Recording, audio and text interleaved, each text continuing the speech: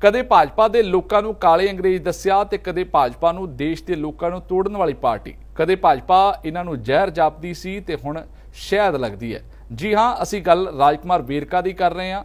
ਵੇਰਕਾ ਦੇ ਭਾਜਪਾ 'ਚ ਜਾਣ ਦੇ ਫੈਸਲੇ ਨੇ ਇੱਕ ਤਾਂ ਇਹ ਦੱਸ ਦਿੱਤਾ ਹੈ ਕਿ ਸਿਆਸਤਦਾਨਾਂ ਦੀਆਂ ਗੱਲਾਂ ਨੂੰ ਬਹੁਤਾ ਸੀਰੀਅਸ ਨਹੀਂ ਲਈਦਾ।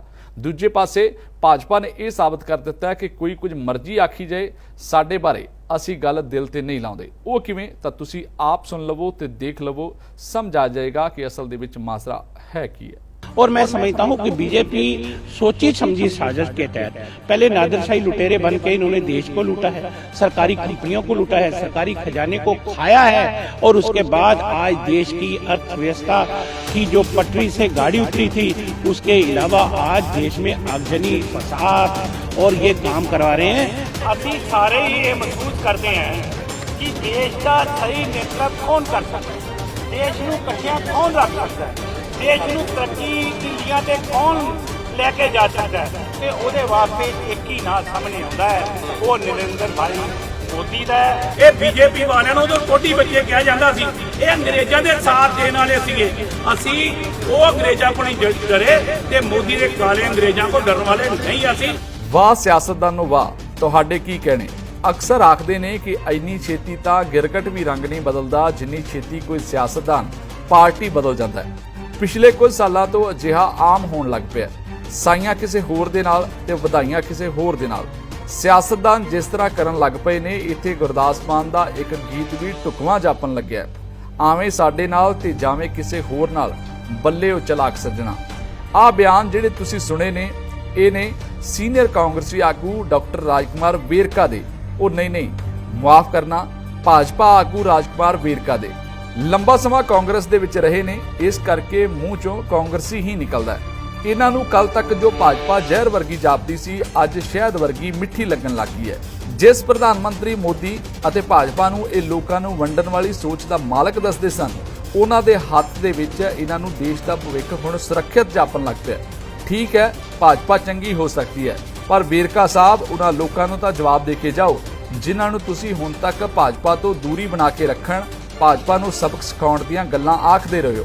ਉਹਨਾਂ ਨੂੰ ਦੱਸੋ, ਜਾਂ ਤਾਂ ਮੈਂ ਪਹਿਲਾਂ ਗਲਤ ਸੀ ਜਾਂ ਮੈਂ ਹੁਣ ਗਲਤ ਹਾਂ। ਉਹਨਾਂ ਨੂੰ ਦੱਸੋ, ਮੇਰੇ ਪਹਿਲਾਂ ਵਾਲੇ ਬਿਆਨ ਗਲਤ ਸੀ ਤੇ ਅੱਜ ਵਾਲੇ ਬਿਆਨ ਸਹੀ ਨੇ। ਅਜਿਹਾ ਅਸੀਂ ਕਿਉਂ ਆਖ ਰਹੇ ਹਾਂ? ਆਓ ਪਹਿਲਾਂ ਤੁਹਾਨੂੰ ਉਹ ਸੁਣਵਾਈਏ ਕਿ ਆਖਰ ਵੇਰਕਾ ਪਹਿਲਾਂ ਭਾਜਪਾ ਨੂੰ ਕੀ ਆਖਦੇ ਸੀ ਤੇ ਹੁਣ ਕੀ ਆਖ ਰਹੇ ਨੇ, ਫਿਰ ਅੱਗੇ ਚੱਲਾਂਗੇ।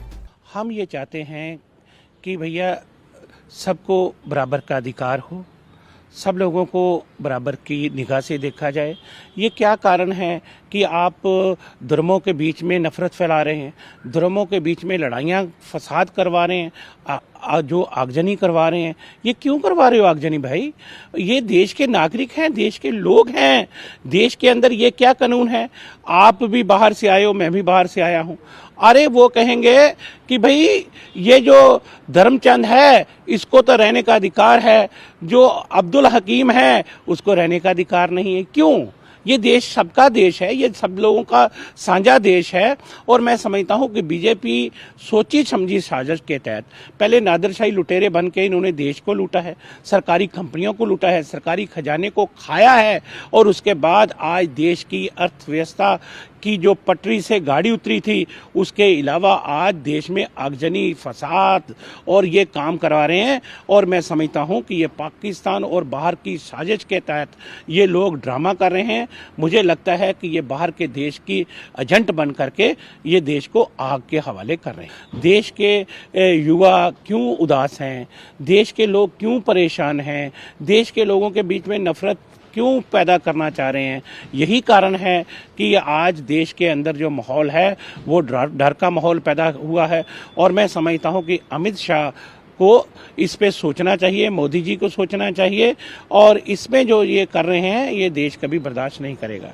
कि देश की एकता, अखंडता और देश की तरक्की वास्ते ਅਸੀਂ ਸਾਰੇ ਹੀ ਇਹ ਮਹਿਸੂਸ ਕਰਦੇ ਹਾਂ कि देश का सही नेतृत्व कौन कर सकता है, देश ਨੂੰ ਇਕੱਠਿਆਂ कौन रख सकता है, देश ਨੂੰ तरक्की ਦੀ ਲੀਹਾਂ ਤੇ कौन लेके जा सकता है। ਤੇ ਉਹਦੇ ਵਾਸਤੇ ਇੱਕ ਹੀ ਨਾਂ ਸਾਹਮਣੇ ਆਉਂਦਾ ਹੈ, ਉਹ ਨਰਿੰਦਰ ਭਾਈ ਮੋਦੀ ਦਾ ਹੈ। ਔਰ ਅਸੀਂ ਸਾਰਿਆਂ ਨੇ ਮਹਿਸੂਸ ਕੀਤਾ ਕਿ ਜਿਸ ਤਰੀਕੇ ਨਾਲ ਕਾਂਗਰਸ ਨੇਤਰਤਵ ਉਹ ਕਮਜ਼ੋਰ ਹੁੰਦਾ ਜਾ ਰਿਹਾ ਹੈ, ਆਪਣੀ ਪਕੜ ਛੱਡਦਾ ਜਾ ਰਿਹਾ ਹੈ, ਔਰ ਇਹਦੇ ਨਾਲ ਪੰਜਾਬ ਦਾ ਨੁਕਸਾਨ ਹੋਇਆ ਹੈ, ਦੇਸ਼ ਦਾ ਨੁਕਸਾਨ ਹੋਇਆ ਹੈ।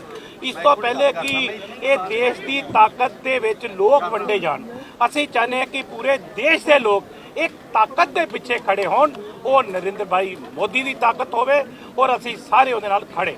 ਅਸੀਂ ਉਹ ਲੁਟੇਰਿਆਂ ਤੋਂ ਪੰਜਾਬ ਨੂੰ ਬਚਾਉਣਾ ਹੈ ਤੇ ਪੰਜਾਬ ਨੂੰ ਉਹਨਾਂ ਲੁਟੇਰਿਆਂ ਕੋ ਬਚਾਉਣ ਦੀ ਤਾਕਤ ਅਗਰ ਕਿਸੇ ਕੋਲ ਹੈ ਉਹ ਭਾਰਤੀ ਜਨਤਾ ਪਾਰਟੀ ਦੇ ਕੋਲ ਆ ਔਰ ਅਸੀਂ ਭਾਰਤੀ ਜਨਤਾ ਪਾਰਟੀ ਦੇ ਸਿਪਾਹੀ ਦੇ ਵਜੋਂ ਕੰਮ ਕਰਾਂਗੇ। ਸੁਣ ਲਿਆ ਤੁਸੀਂ, ਕਿੰਜ ਬਦਲੇ ਨੇ ਰੰਗ ਸੱਜਣਾ ਦੇ।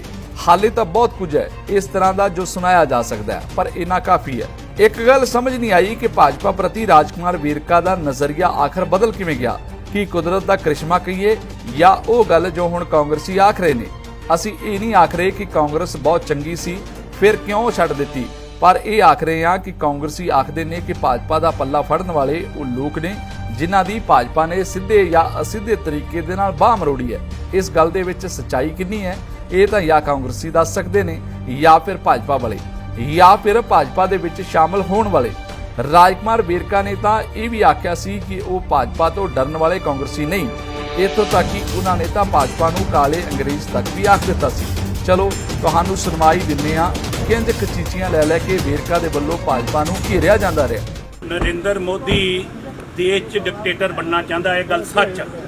ਉਹ ਡਿਕਟੇਟਰ ਬਣ ਕੇ ਇਹ ਸਾਰੇ ਪ੍ਰਾਈਵੇਟ ਪਲੇਅਰ ਨੂੰ, ਇਹ ਦੇਸ਼ ਨੂੰ ਪ੍ਰਾਈਵੇਟ ਹੱਥਾਂ ਦੇ ਵਿੱਚ ਨਿਲਾਮ ਕਰਨਾ ਚਾਹੁੰਦਾ। ਲੇਕਿਨ ਇਹ ਤੇ ਅਸੀਂ ਬਈ ਉਹ ਜਿਹੜੇ ਅਸਲੀ ਅੰਗਰੇਜ਼ ਸੀ ਜਿਨ੍ਹਾਂ ਨੇ ਇਹ ਦੇਸ਼ ਨੂੰ ਗੁਲਾਮ ਬਣਾਇਆ ਹੋਇਆ ਸੀ, ਅਸੀਂ ਤੇ ਉਹਨਾਂ ਕੋਲ ਡਰੇ ਨਹੀਂ। ਇਹ ਤੇ ਅੰਗਰੇਜ਼ਾਂ ਦੇ ਏਜੰਟ ਆ। ਇਹ ਬੀਜੇਪੀ ਵਾਲਿਆਂ ਨੂੰ ਉਦੋਂ ਟੋਡੀ ਬੱਚੇ ਕਿਹਾ ਜਾਂਦਾ ਸੀ, ਇਹ ਅੰਗਰੇਜ਼ਾਂ ਦੇ ਸਾਥ ਦੇਣ ਵਾਲੇ ਸੀਗੇ। ਅਸੀਂ ਉਹ ਅੰਗਰੇਜ਼ਾਂ ਕੋਲ ਨਹੀਂ ਡਰੇ ਤੇ ਮੋਦੀ ਦੇ ਕਾਲੇ ਅੰਗਰੇਜ਼ਾਂ ਕੋਲ ਡਰਨ ਵਾਲੇ ਨਹੀਂ। ਅਸੀਂ ਇੱਥੇ ਰਾਸ਼ਟਰਪਤੀ ਸ਼ਾਸਨ ਜਿੰਨਾ ਮਰਜ਼ੀ ਲਾਉਣ ਦੀ ਕੋਸ਼ਿਸ਼ ਕਰੇ, ਲੇਕਿਨ ਇਹ ਲੋਕਤੰਤਰ ਹੈ। ਹੁਣ ਇਹਨਾਂ ਬਿਆਨਾਂ ਤੋਂ ਕੀ ਸਬਕ ਮਿਲਦਾ ਹੈ? ਸਬਕ ਇਹ ਮਿਲਦਾ ਹੈ ਕਿ ਇੱਕ ਗੱਲ ਤਾਂ ਸਾਫ਼ ਹੈ ਕਿ ਸਿਆਸਤਦਾਨਾਂ ਦੀਆਂ ਗੱਲਾਂ ਦੇ ਉੱਤੇ ਬਹੁਤਾ ਭਰੋਸਾ ਨਹੀਂ ਕਰਨਾ ਚਾਹੀਦਾ। ਕੋਈ ਕਿਸੇ ਨੂੰ ਕੁਝ ਮਰਜ਼ੀ ਆਖੀ ਜਾਵੇ, ਉਸ ਤੇ ਲੋਕਾਂ ਨੂੰ ਆਪਣੇ ਦਿਮਾਗ ਦੇ ਘੋੜੇ ਵੀ ਭਜਾਉਣੇ ਚਾਹੀਦੇ ਆ। ਨਹੀਂ ਤਾਂ ਹੋ ਸਕਦਾ ਹੈ ਕਿ ਕਿਸੇ ਦੀਆਂ ਗੱਲਾਂ ਸੁਣ ਤੁਸੀਂ ਵੀ ਦੂਜੇ ਨੂੰ ਗਾਲਾਂ ਕੱਢੀ ਜਾਓ ਤੇ ਪਤਾ ਉਦੋਂ ਲੱਗੇ ਜਦੋਂ ਤੁਹਾਡਾ ਪੇਚਾ ਦੂਜੇ ਦੇ ਨਾਲ ਪਵਾ ਕੇ ਅਗਲਾ ਉਸੇ ਦੀ ਝੋਲੀ ਜਾ ਕੇ ਆਖੇ ਹਮ ਤੋਂ ਭਟਕ ਗਏ ਥੇ, ਰਾਸਤੇ ਸੇ ਮੰਜ਼ਿਲ ਤੋਂ ਅਬ ਮਿਲੀ ਹੈ।